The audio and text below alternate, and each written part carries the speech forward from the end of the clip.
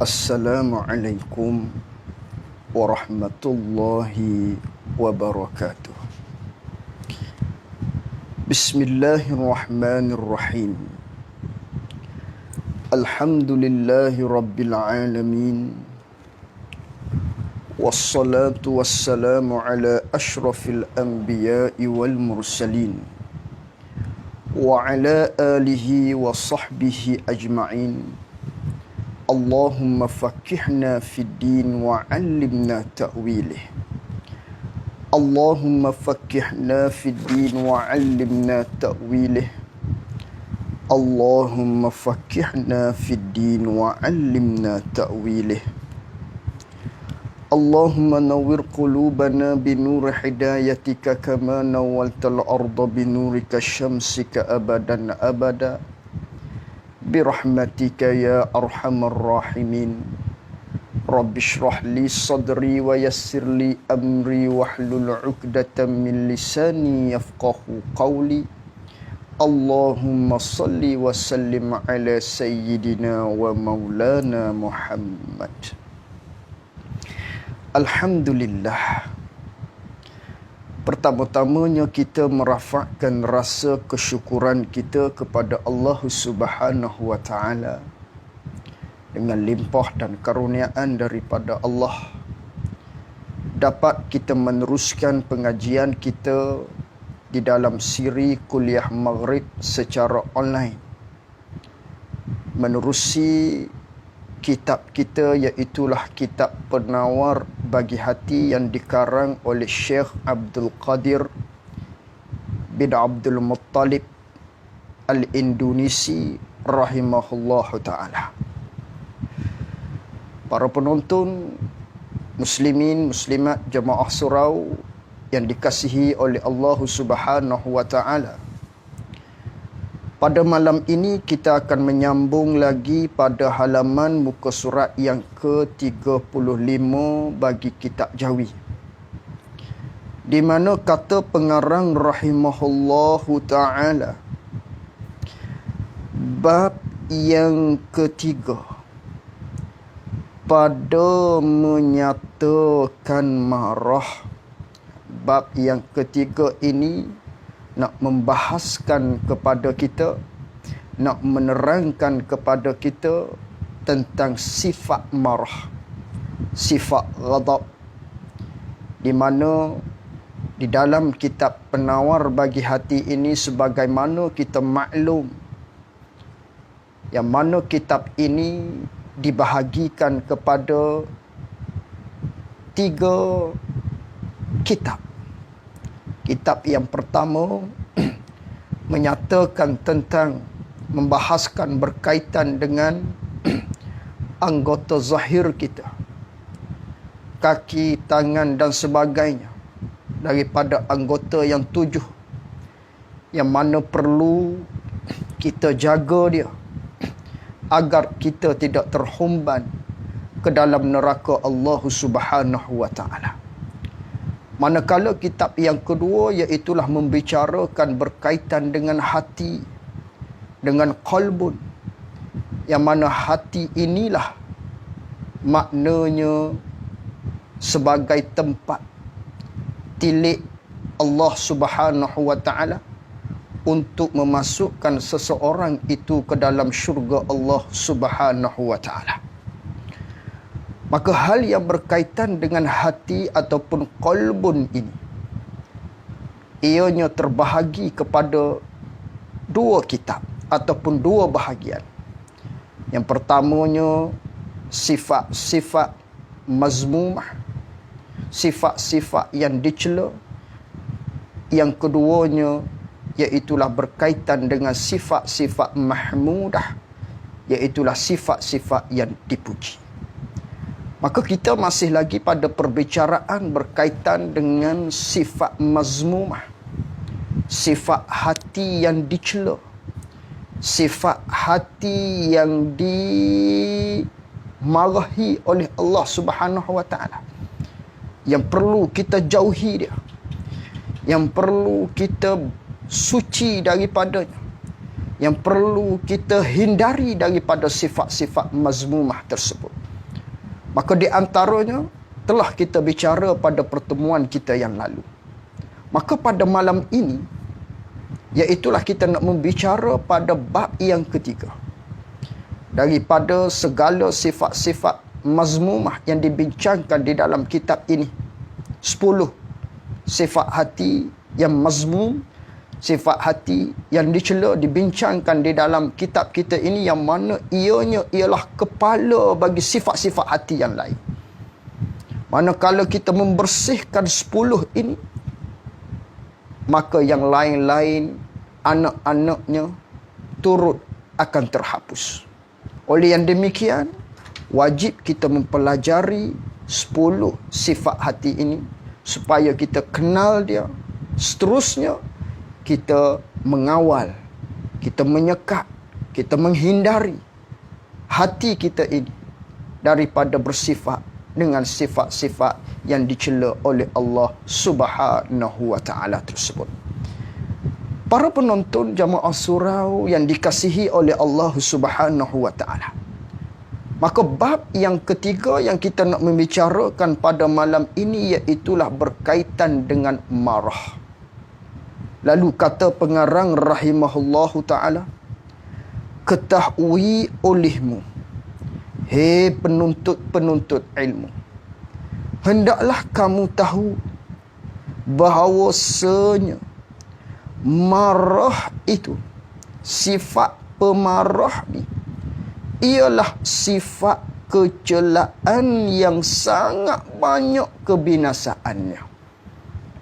Ketahuilah bahawasanya sifat marah ni, yang mana sifat marah ni ialah satu sifat yang dicela, yang dicela oleh Allah Subhanahu wa taala.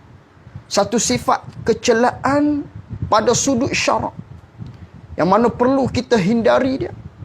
Yang mana sifat ni sangat banyak kebinasaan dia. Sifat ni iaitulah sifat hati yang mazmumah, yang perlu kita kawal dia, yang perlu kita tahu dia, supaya kita dapat menghakis ataupun dapat kita menghindari, mengawal daripada bersifat dengan sifat yang tersebut. Yang mana sifat marah ni ialah salah satu daripada sifat kecelaan yang mana ianya sangat banyak kebinasaannya. Kerana apa? Kerana menyebabkan ia sifat marah ni, yang mana sifat marah ni ialah satu sifat yang dicela, yang mana ianya ialah sangat banyak kebinasaan dia. Kerana apa? Kerana menyebabkan ia sifat marah ni pada anggota zahir. Menyebabkan sifat marah ni menyebabkan pada anggota zahir. Menyebabkan apa? Memberi kesan kepada anggota zahir kita ni akan memukul dan memaki dan membunuh. Kesan manakala seseorang itu bersifat dengan sifat marah, bersifat dengan sifat sangat marah, maka membawa kesan kepada diri kita tu banyak kebinasaan. Apakah kebinasaan yang banyak tersebut? Yang mana hasilnya ialah daripada sifat mazmumah, iaitulah sifat pemarah ni, sifat yang sangat marah ni. Maka menyebabkan sangat banyak binasa. Kerana di antaranya memberi kesan kepada seseorang itu menyebabkan terkesan, terlahirlah pada anggota zahir kita ini akan memukul ataupun memaki dan juga membunuh. Akan menyebabkan terjalin, menyebabkan terberanak, ataupun mari yang seterusnya penyakit hati yang lain yang memberi kesan pada anggota zahir kita, iaitulah bawa kepada kita memukul, bawa kepada kita memaki, bawa kepada kita membunuh. Semua ni ialah hasil daripada kerana kita bersifat dengan sifat marah tadi. Yang mana orang tu marah, bila dia terlalu marah, bersangatan pada marah, maka memberi kesan kepada anggota zahir. anggota zahir akan bertindak. Terkadangnya bawa kepada memukul, bergaduh, memukul, gocoh kita kata. Kerana tidak ada orang yang pukul seseorang itu. Kerana apa kamu pukul aku ni? Tak ada, saja-saja aku pukul. Aku nak pukul. Tak ada. Tiada seseorang yang memukul seseorang yang lain dengan sengaja, dengan tanpa sebab. Tak ada. Tentu ada marah. Ni. Kerana datangnya sifat hati marah ni lah. Kita marah. Maknanya orang tu bersifat dengan sifat marah. Maka dia marah. Bersangkutan marah. Bawa pula kepada tercetusnya pada anggota zahir seseorang itu memukul. Begitu juga memaki. Tak ada orang yang memaki seseorang itu dengan kata-kata kesat umpamanya. Tidak ada orang yang memaki orang ini dengan tanpa marah. Tentu dia marah. Begitu juga apatah lagi maknanya membunuh. Wali'azubillah. Apatah lagi membunuh maknanya. Semua ni hasil daripada marah. Hasil daripada seseorang itu bersangatan marah. Maka oleh yang demikian, kita kena tahu bahawasanya marah ini ialah salah satu sifat kecelaan yang mesti, yang wajib kita hindari dia, yang ianya sangat banyak kebinasaan. Yang menyebabkan pada anggota zahir kita memukul, menyebabkan pada anggota zahir kita memaki, menyebabkan pada anggota zahir kita membunuh, ataupun menyebabkan pada anggota zahir kita memfitnah orang. Itu semua hasil daripada seseorang itu marah. Itu semua menyebabkan maknanya daripada penyakit hati, iaitulah marah. Baik. Dan di dalam hati, ini pada hati pula. Yang ni kerana menyebabkan ia marah ni di dalam hati. Tadi pada anggota zahir.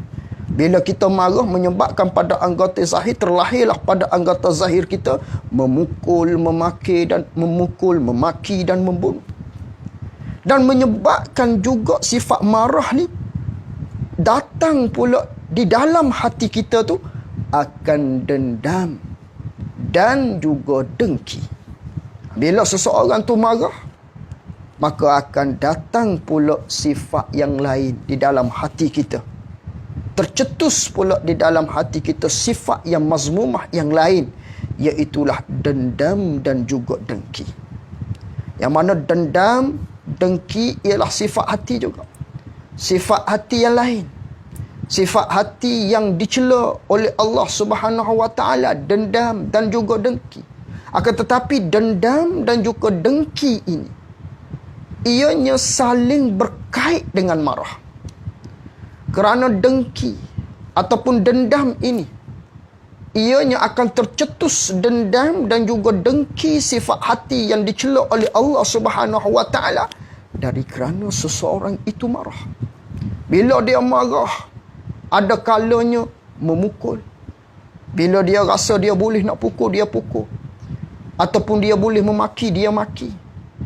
Ada kalanya dia tahan daripada memukul, dia tahan daripada memaki, mungkin kerana malu dan sebagainya.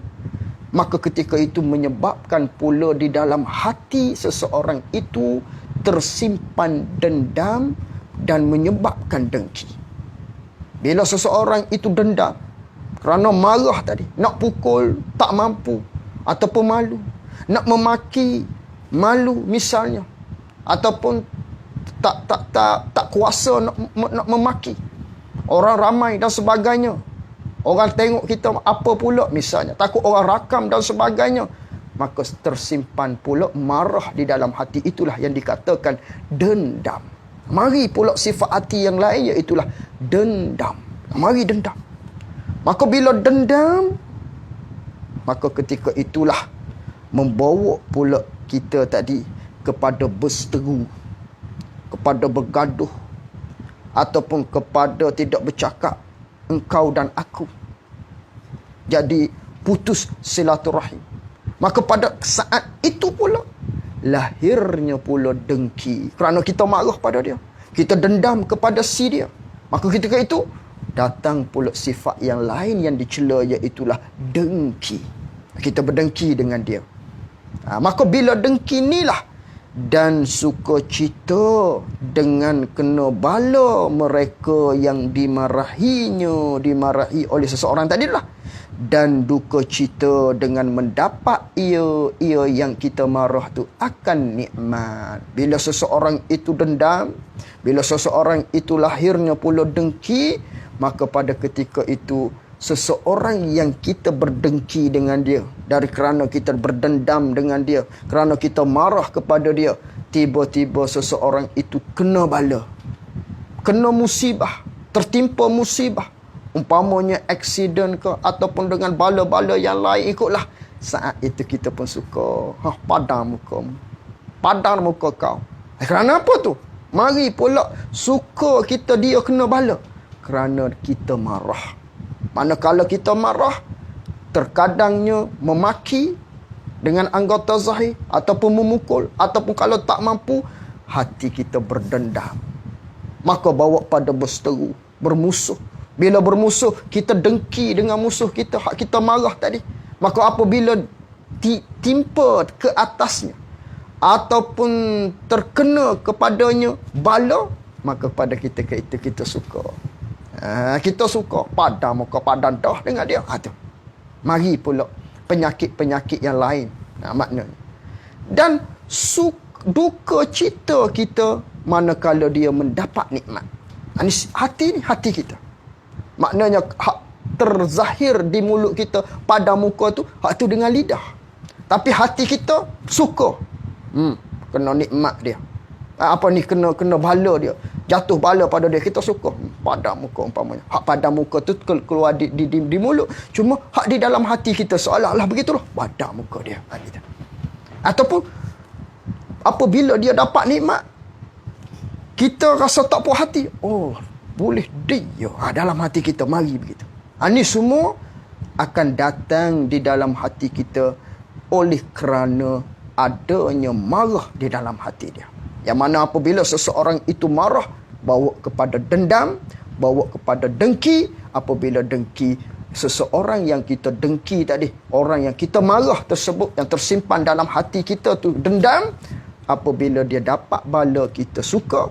Apabila dia terkena nikmat, apabila dia mendapat sesuatu nikmat, maka kita tak puas hati. Kita tak puas hati. Baik. Dan mencita-cita atas membuka rahsianya. Kerana kita ni duk dendam dengan dia. Dia ni tunggu masa ni. Aku nak korek rahsia dia. Ataupun kita berkawan lama dah dengan dia. Apabila kita marah kepada dia, timbul dendam. Manakala ketika itulah kita tak puas hati dengan dia, maka kita akan berusaha untuk membuka aib-aib dia. Walaupun yang lampau-lampau, kita nak dedahkan juga. Kerana apa ni? Kerana kita marah dan juga dendam di dalam hati kita. Bawa kepada kita mencita-cita untuk membuka rahsia-rahsia keaiban-keaiban yang ditutup Allah Subhanahu Wa Taala. Jangan. Yang lama-lama, maknanya jangan sesekali kita membuka aib seseorang tersebut, ataupun membuka rahsia seseorang tersebut. Tak boleh. Baik. Dan tiap-tiap satu daripada yang tersebut itu, hak dia sebut tadi tu, iaitulah pada anggota zahir akan bawa pada memukul, memaki, membunuh. Hak di dalam hati bawa kepada dendam, dengki, suka cita kita kepada bala apabila ditimpa dia. Dan kita tak akan rasa puas hati kalau dia dapat nikmat. Dan kita nak buka rahsia dia. Maka semua tiap-tiap satu daripada yang tersebut tu sebab bagi binasa. Inilah maknanya sebab bagi binasa. Maka antara penyebab marinya sifat marah ni pula, sifat ghadab ni pula, daripada kerana berkemungkinan di antara salah satu daripadanya, iaitulah kita itu sombong dan juga takabur. Kerana tu datangnya sifat marah tadi. Kalaulah kita tu tawadhu, maka dia sukar untuk datang sifat marah yang sangat ni. Maka ni sifat yang dicela oleh Allah Subhanahu Wa Taala. Jadi walau bagaimanapun, sifat marah ini bukan kesemuanya dicela oleh syarak, tidak. Marah yang dicela oleh syarak ni ialah bersangatan pada marah. Adapun marah, sifat marah ni maknanya marah pada tempat, marah pada situasi yang syarak suruh kita marah, yang syarak perintah kita marah, maka hal ni dipuji. Umpamanya isteri kita keluar daripada rumah tanpa menutup aurat, hal ni perlu ada sifat marah di seseorang suami. Ataupun anaknya yang perempuan keluar daripada rumah memakai bau-bauan, ini perlu bagi seorang ayah untuk mempunyai sifat marah tersebut. Yang ni marah ini dipuji pada syarak. Ini kena pada tempatnya, yang mana syarak suruh marah. Adapun yang dicela, iaitulah pada ketika marah bukan pada tempat. Marah pada tempat syarak tidak benar kita marah, maka ketika itu dicela oleh agama kita, dicela oleh syarak, dicela oleh Allah Subhanahu wa taala. Ini sifat hati yang dicela, yang dimaksudkan di dalam kitab kita ini, yang perlu kita kawali dia, yang perlu kita awasi dia, yang perlu kita jaga-jaga dia. Baik. Dan bermula memecahkan akan bersangatan marah itu. Dan bermula memecahkan, mengawal, menahan, atau maksud memecahkan. Dan bermula memecahkan ataupun mengawal untuk kita menghalang akan bersangatan marah itu, yakni hak marah, hak dicela pada syarak ni. Hak ni setengah daripada yang amat penting ia mengawal marah ni, memecahkan akan bersangatan marah hak bukan pada tempat ni pada agama. Setengah daripada perkara yang penting, yang perlu kita kawal dia, yang perlu kita atasi dia, yang perlu kita halang dia daripada persangatan marah tersebut. Ini satu perkara yang sangat penting pada agama kita. Kerana apa penting? Mana dalil kata pentingnya? Sabda Rasulullah sallallahu alaihi wasallam, kata Nabi sallallahu alaihi wasallam, laisa syadidu bis-sur'ati, innama syadidu allazi yamliku nafsahu indal ghadabi. Artinya, kata Nabi sallallahu alaihi wasallam, tiada ada yang sangat kuat itu, yakni bukanlah orang yang gagah itu, ialah yang tiada merebahkan akan dia, akan orang yang sangat gagah, yang sangat kuat tu, tak direbahkan oleh biber apa laki-laki. Bukan hak ni gagah, kata Nabi sallallahu alaihi wasallam. Bukanlah orang yang gagah, ialah orang yang ramai nak menjatuhkan dia tapi tak terdaya. Ni bukan orang gagah, kata Nabi sallallahu alaihi wasallam. Ataupun bukanlah orang yang gagah yang mana dia dapat menjatuhkan orang, dapat merebahkan orang, dapat lawan orang. Bukan kata Nabi sallallahu alaihi wasallam. Ni bukan orang yang gagah, kata Rasulullah. Hanya lalu tu macam mana hak gagahnya, hak kuatnya? Hanya sanya hak kuat di sisi syaraknya, hanya sanya yang sangat kuat itu, yang sangat gagah itu pada pandangan agama kitanya, ialah yang memilik ia yang sangat kuat tadi, yang sangat gagah, ataupun ia seorang itu yang memilik, yang dapat memerintah, yang dapat mengawal akan diri seseorang bila dia dapat kawal ni pada ketika marah. Inilah orang yang gagah yang dimaksudkan di dalam agama kita, yang disebut oleh Nabi sallallahu alaihi wasallam. Maknanya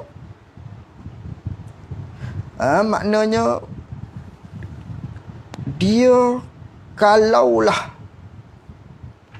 nak maki Orang yang gagah yang dimaksudkan oleh Nabi SAW ialah mereka yang dapat mengawal, mereka yang dapat menahan, yang dapat jaga diri dia daripada maknanya daripada marah tersebut. Dia marah, tapi dia dapat kawal kemarahan tersebut daripada apa? Tu maksud dia. Artinya maksud daripada hadis Nabi SAW yang Nabi kata orang yang gagah ni ialah orang yang dapat mengawal dirinya pada ketika marah. Bukanlah orang yang gagah ni ialah orang yang dapat merebahkan orang lain. Tidak. Maksudnya artinya kuasa ia seseorang tu menahan dirinya daripada umpama memaki dan memukul. Pada ketika ia seseorang itu marah akan seseorang yang lebih daif daripada seseorang tadi. Itu maksud orang yang gagah. Maknanya orang yang gagah yang disebut oleh Nabi SAW ialah orang yang manakala dia tu marah, dia dapat diri, dia dapat kawal diri dia, dapat tahan diri dia daripada memaki. Dapat mengawal diri dia daripada memukul. Dapat mengawal diri dia daripada bertumbuk, daripada mengecam seseorang, daripada memaki hamung seseorang. Ni orang gagah. Dia dapat kawal benda tu. Dia dapat kawal. Jadi dia dapat kawal ni lah dia panggil orang yang gagah. Ni orang yang gagah. Adapun dia dapat kawal maki, dia dapat kawal daripada pukul seseorang tersebut, tapi kerana seseorang yang dia nak marah ni ialah orang yang lebih besar daripadanya, dia tak mampu nak pukul sebab dia tu boleh lawan kita. Kita tak dapat nak memaki dia kerana orang tu malu, kerana kita malu di hadapan orang lain. Ni bukan gagah yang dimaksudkan oleh Nabi SAW yang tersebut. Maksud Nabi, kita kuasa. Dia tu daif daripada kita. Kalau kita maki dia, takdirnya dia tak boleh nak lawan kita. Kalau kita tumbuk dia sekalipun, dia tak mampu nak tumbuk kita balik. Kita pasti akan menang. Tapi walaupun dia tu martabatnya daif daripada kita, lemah daripada kita, kedudukan dia rendah daripada kita, tapi kita dapat kawal daripada memaki, memukul. Inilah yang dikatakan orang yang gagah oleh Nabi SAW. Ini orang gagah kata Rasulullah. Habis kat situ. Dan bersembah seorang laki-laki bagi Rasulullah sallallahu alaihi wasallam. Dan bersembah seorang laki-laki bagi Rasulullah sallallahu alaihi wasallam. Bersembah maknanya bertanya.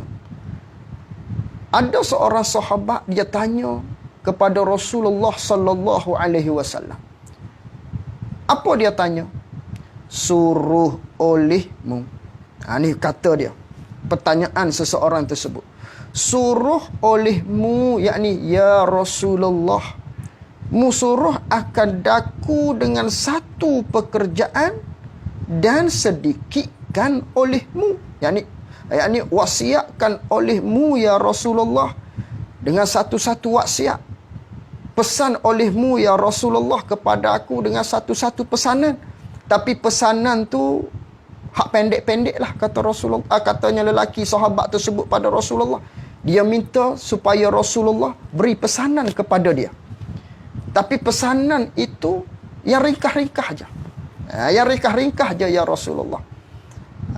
Lalu tu maka bersabda Rasulullah sallallahu alaihi wasallam, la taghdab.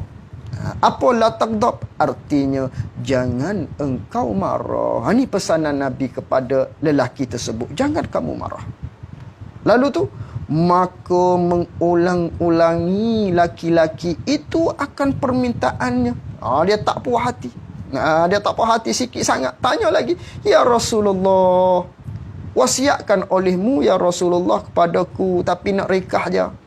maka mengulang-ulang Rasulullah sallallahu alaihi wasallam akan sabdanya, yakni kepada seseorang tersebut daripada sahabat tu, la taghdab, jangan kamu marah. Nabi kata pada orang tersebut, jangan kamu marah. Ini pesanan Nabi kepada sahabat Rasulullah sallallahu alaihi wasallam tersebut. Kerana apa Nabi kata la taghdab ni? Sebab jikalah seseorang itu dapat mengawal marah, maka dia dapat mengawal daripada anggota zahirnya terjerumus kepada perkara-perkara yang derhaka seperti memaki, seperti menfitnah, seperti memukul ataupun menyekak hak orang lain. Kalau katakan kalau kita marah pada dia, kalau kita orang tu dapat terima bantuan, kita cari jalan supaya dia tak dapat terima bantuan, atau menyekak hak kerana marah ni.